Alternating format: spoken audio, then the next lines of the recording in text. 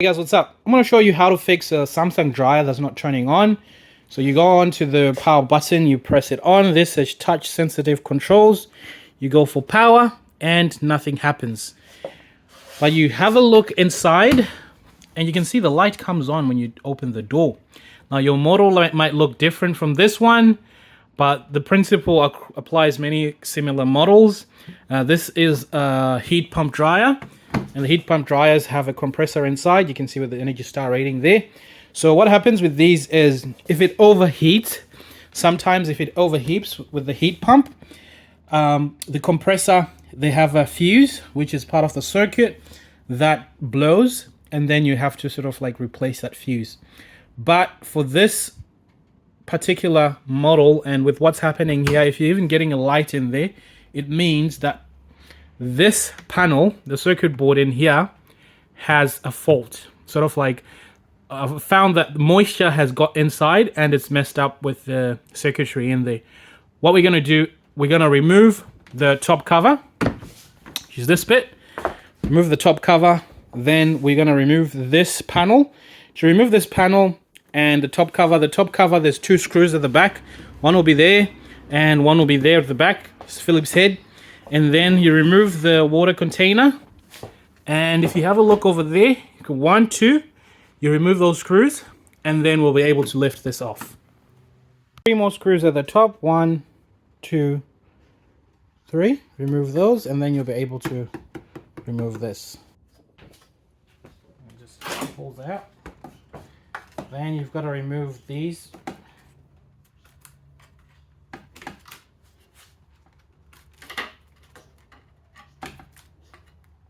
Make sure you've got it unplugged.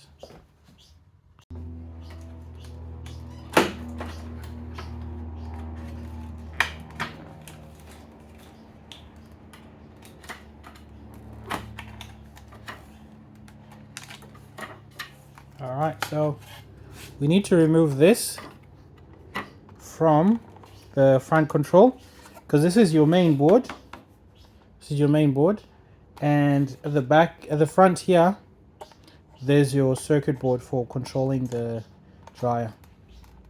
So you take off these screws that are around it. There'll be tabs all around here, which you need to sort of press out so that it can release this board. Just be careful not to break any of them.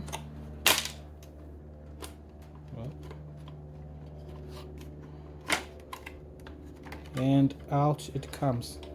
And be careful when you're lifting it off because it's still connected there.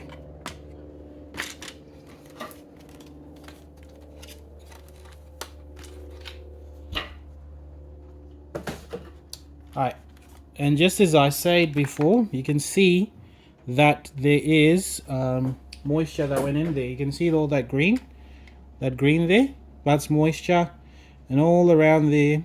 So that will mess up with the controls on this. It creates loose joints, and if you can try to put some spray there so you can clean it up a bit and make sure it contacts nicely. Otherwise, if that's failed, then you need to get a new control panel. And the part number, you can see it here on your board. It will be there. It will be DC92022211B, and you can change that, and then this should work. It should start turning on again. Now when you're calling up Samsung, you'll need your model number. Your model number will be at, sometimes they have it at the front or on your sticker. So at the front here, you can see you've got that number starting with DV9082. That one, the top one. You just take a picture or quote it to them, and then just say you need the new control panel, like control circuit board, control panel, and they'll give you a new one. If there's no sticker at the front there, at the back here you'll find another sticker there, and that will have most of the information along with the serial number. that will help you to look for it.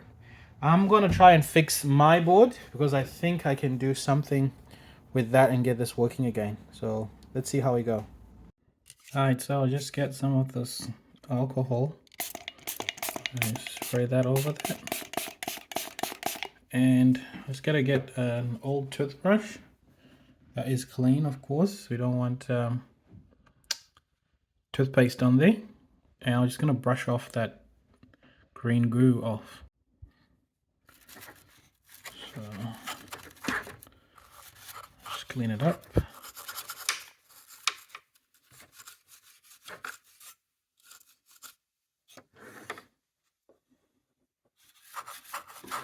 And I'm gonna test all these connections with the multimeter, make sure there's still good connectivity. And another hint is this panel is put on there, is glued on. So just be careful when you're taking it off not to damage this bit at the bottom there. Yeah, so it's glued on. So it's when you get the new one, you can glue it on there.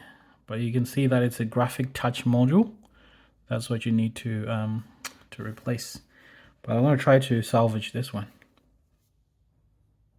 Alright, so I've tested my contacts on here and they're all good. It's good contact. You also want to check the cable that connects to this connector here. You might want to also check that the green death didn't get to it as well. And then you want to clean it up and then we'll put it back together, see how this thing's going. Hopefully that's fixed the issue. Alright, so this goes back the way that you put it apart. Just make sure that you blow any lint or anything else that you find in there. Just blow it out with a blower.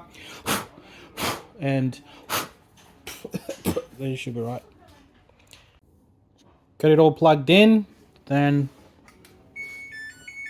power on. It's working now. So you can see all the numbers are working and everything's displaying. All the buttons are working. And you can actually start. Press and hold to start.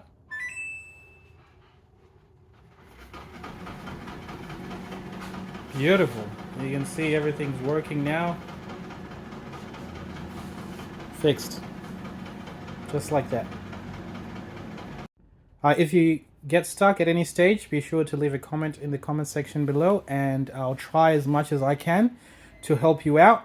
I'd recommend, now that you've got it open like that, you also want to check your condenser to make sure that it's clean, because you don't want condensation happening again.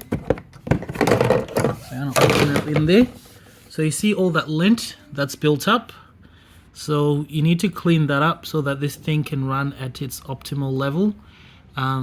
Usually, just be careful when you're taking this off because they will cut you. They are very thin and sharp. So I'm gonna start cleaning mine, and then I've got a video of that as well. But it needs enough airflow for this to work properly. So if you clean this, then that will also prevent condensation from being created in the first place. Thanks for tuning in. I'll see you on the next one.